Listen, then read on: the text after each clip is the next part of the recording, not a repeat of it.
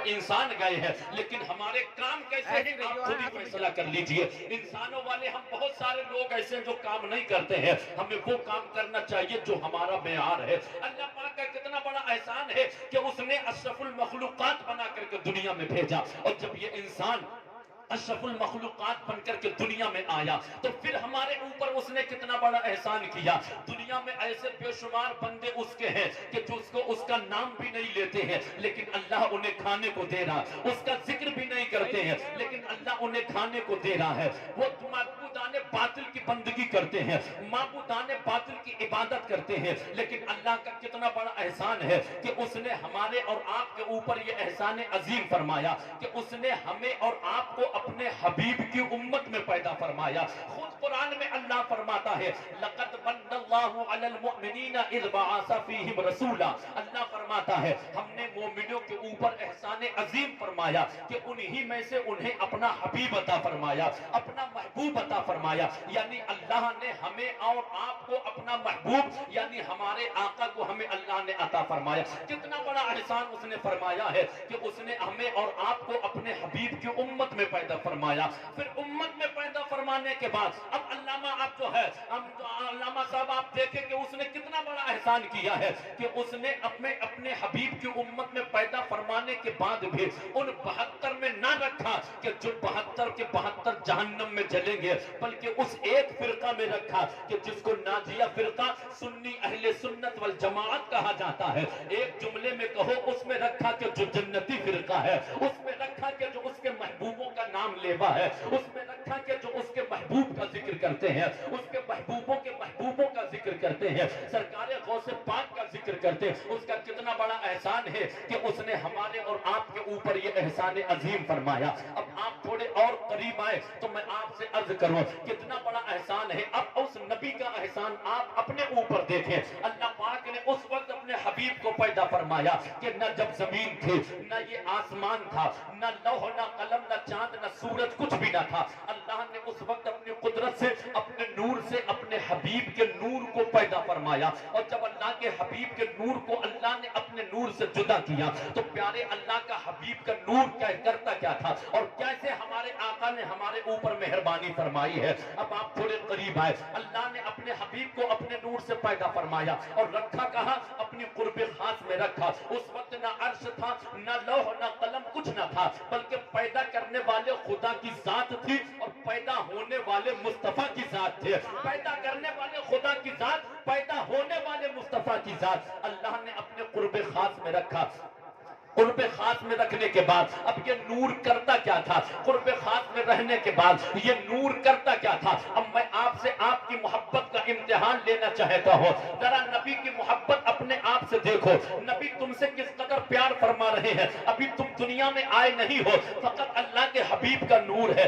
اللہ نے اپنے حبیب کے نور کو پیدا فرمایا۔ پیدا فرمانے کے بعد اللہ کے حبیب کا وہ نور اللہ کی عبادت میں مشغول ہوا، اور جب رب کی عبادت اس نور نے کی تو کرنے کا انداز یہ تھا کہ جب اللہ کے لیے اس نور نے عبادت کے لیے کھڑا ہوا تو 70,000 برس تک قیام کیا، اللہ کی قیام میں پاکی بیان کرتا رہا۔ پھر اس نور نے رکوع کیا تو 70,000 برس تک وہ نور رکوع میں اللہ کی تعریف بیان کرتا رہا۔ پھر وہ رکوع سے اٹھتا ہے، رکوع سے اٹھنے کے بعد 70,000 برس تک وہ نور اللہ کی پاکی بیان کرتا رہا۔ اس کے بعد وہ رکوع میں جاتا، رکوع سے اٹھ کر کے سجدے میں گیا، سجدے میں جانے کے بعد اس نور نے 70,000 برس تک اللہ کی پاکی کو بیان کیا، اللہ کی تعریف بیان کرتا رہا۔ اس کے بعد پھر وہ سجدے سے اٹھا تو سجدے سے اٹھنے کے بعد پھر 70,000 برس تک اس نور نے اللہ کی تعریف بیان کی اور اللہ کی پاکی بیان کرتا رہا۔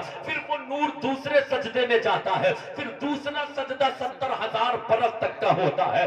اس طرح سے 2 رکعت مکمل کی جاتی ہیں، اور جب 2 رکعت مکمل ہو گئی اللہ کی رحمتوں نے جواب دیا، اے میرے محبوب تو نے ہماری جو ہے عبادت کا حق ادا کر دیا ہے، اے میرے محبوب تو نے بڑی عبادت کی ہے، اے میرے محبوب تیرا رب تجھ سے راضی ہے، اے میرے محبوب مانگ کیا مانگنا چاہتا ہے؟ اندازہ کرے ابھی کچھ نہ بنا ہے، فقط بنانے والے خدا کی ذات ہے اور بننے والے مصطفیٰ کی ذات ہے۔ اب مصطفیٰ مانگ کیا رہے ہیں؟ مصطفیٰ چاہ کیا رہے ہیں؟ اللہ کی बारगाह में अल्लाह के हबीब के उस नूर ने अर्ज किया, मेरे मौला जिस मनसब पे तूने मुझे फाइज फरमाया है, जो मर्तबा तूने मुझे अता किया है, मुझे ऐसा मालूम होता है कि जैसे तू मुझे कोई बड़ी जिम्मेदारी अता फरमाएगा। मुझे ऐसा मालूम होता है कि जैसे मुझे तू किसी कौम का रहबर बनाएगा। मुझे ऐसा मालूम होता है कि मुझे तू किसी कौम का रहनुमा बनाएगा। ऐ मेरे मौला, जिस कौम के लिए मैं दुनिया में जाऊंगा, जिस कौम के लिए मैं दुनिया में भेजा जाऊंगा, मेरे मौला उनमें गुनाहगार भी होंगे,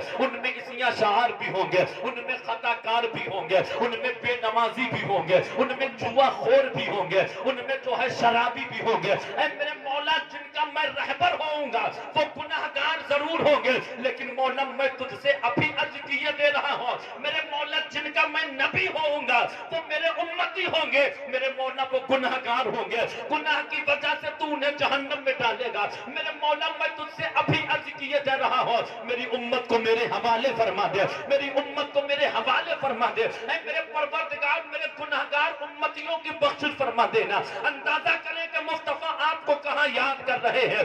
रब की आगोश रहमत में मुस्तफा ने तुम्हें याद किया है, रब की आगोश मोहब्बत में अल्लाह के हबीब ने तुम्हें याद किया है। ना अभी जमीन बनी है, ना अभी आसमान बना है, ना अभी चांद सूरज को पैदा किया गया है।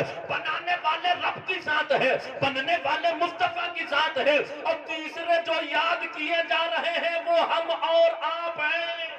सुभान अल्लाह, मोहब्बत से बोले, मोहब्बत से सुभान अल्लाह। इसकी आवाज सेट करो, आवाज समझ में नहीं आ रही, बस चाहे कम कर दीजिए, कुछ भी कीजिए, मगर आवाज समझ में आए। भले ही कम कर दीजिए, कोई टेंशन नहीं। समझ में आई याद किसको किया? हमें और आपको। मुस्तफा हमें याद कर रहे हैं कि जब बनाने वाले खुदा की सिर्फ जात है, बनने वाले मुस्तफा की जात है, उस वक्त अल्लाह के हबीब के नूर ने हमें और आपको जो है याद किया। और रब्बे हबली उम्मती की सदाएं बुलंद के, रब्बे हबली उम्मती की सदाएं बुलंद के। अब बड़ा शानदार बोला माशाल्लाह। अब आप जरा इसको लगाएंगे। अरे कुछ नहीं करा मैंने उसमें। अच्छा, कुछ नहीं किया, लेकिन बोल सकेगा लाइए आप दे दीजिए, कोई भी दीजिए, लेकिन बात समझ में आती रहे। मोहब्बत के साथ बोले सुभान अल्लाह।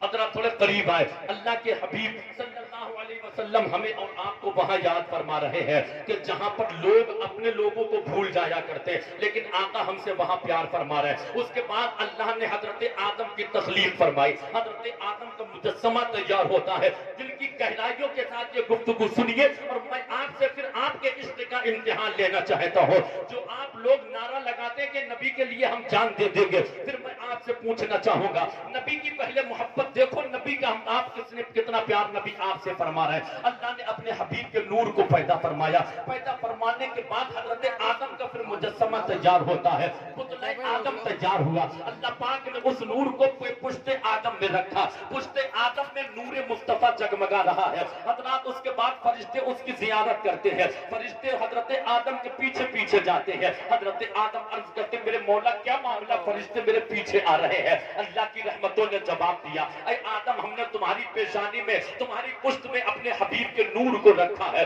हजरत आदम अर्ज करते, मेरे मौला, मेरी मोहब्बत को यह गवारा नहीं है कि तेरे महबूब का नूर मेरी पुश्त में रहे। मेरे मौला, तू अपने महबूब के नूर को मेरी पेशानी में रख दे। हजरत आदम अलैहिस्सलाम की अल्लाह ने ख्वाहिश को पूरा फरमाया। उसके बाद अल्लाह ने उस नूर को मुंतकिल हजरत आदम की पेशानी में किया, और हजरत आदम की जब पेशानी में वो नूर मुंतकिल किया गया तो अल्लाह के हबीब के उस नूर की जियारत सामने खड़े होकर के फरिश्ते करने लगते हैं, सलाम मोहब्बत की डालियां पेश करने लगते हैं। हजरत आदम फिर अर्ज करते हैं, मेरे मौला, ये फरिश्तों का मामूल अभी भी जारी है। मेरे मौला, मैं भी नूर मोहम्मदी को देखना चाहता हूँ। अल्लाह ने हजरत आदम के नाखूनों में उसी वक्त अपने हबीब के नूर को दिखाया, और जब अल्लाह के हबीब का वो नूर हजरत आदम ने अपने नाखूनों में दिया तो नाखूनों में देखने के बाद इतना प्यार आया, इतना प्यार आया, इतना प्यार आया कि हजरत आदम ने लिया, चूमा और आंखों से लगा लिया। अब अगर कोई तुमसे कहे कि ये चूमना कहां से साबित है,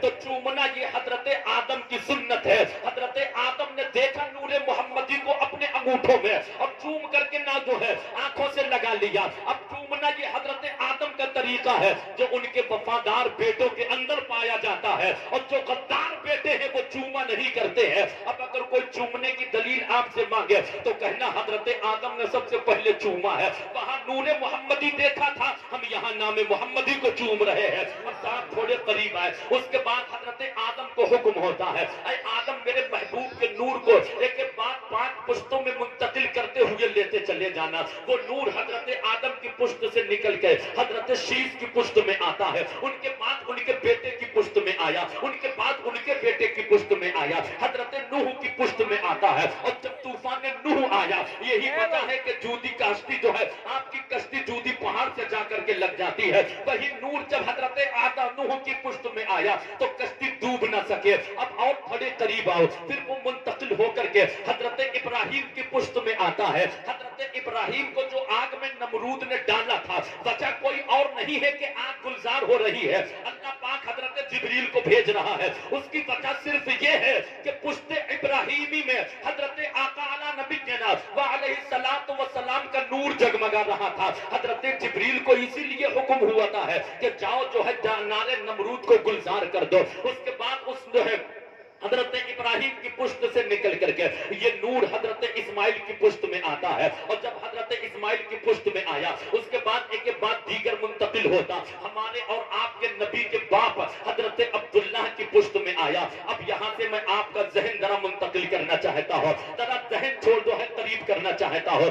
یہ آج ہمارے کوئی نئے دشمن نہیں ہے. اب آپ توجہ دیں, یہ آج ہمارے کوئی نئے دشمن نہیں ہے کہ جو ہماری مساجد کو ڈھایا جا رہا ہے. یہ آج ہمارے کوئی نئے دشمن نہیں ہے کہ جو ہمارے آقا کی عظمتوں کے اوپر جو ہے انگشت نمائی کی جا رہی ہے. یہ آج کوئی نئے دشمن نکل کر کے نہیں آئے ہیں, بلکہ یہ سلسلہ بہت پرانا ہے. حضرت عبداللہ کی پیشانی میں نور مصطفیٰ جگمگا رہا تھا. حضرت عبداللہ ہمارے نبی کے باپ کا نام ہے, ہمارے نبی کے والد کا نام عبداللہ ہے. اور یہ یہودی آج ہی دشمن بنے نہیں بیٹھے ہیں, بلکہ پہلے ہی سے نبی کی آمد سے پہلے یہ دشمن بنے بیٹھے ہوئے تھے. انہوں نے تمام تر جو ہے تمام اپنی کتابوں میں پڑھا, پڑھنے کے بعد زبور و توریت انجیل میں جو نبی کی آمد کی نشانیاں پائی گئی, انہوں نے ان نشانیوں کو جب تلاش کرنا چاہا تو وہ ساری کی ساری نشانیاں, وہ ساری کی ساری علامات ملک عرب کے اندر پائی جاتی ہے. اور ملک عرب میں وہ قبیلہ کون سا تھا, یہ نشانیاں آتی ہیں کہ وہ جو نور آئے گا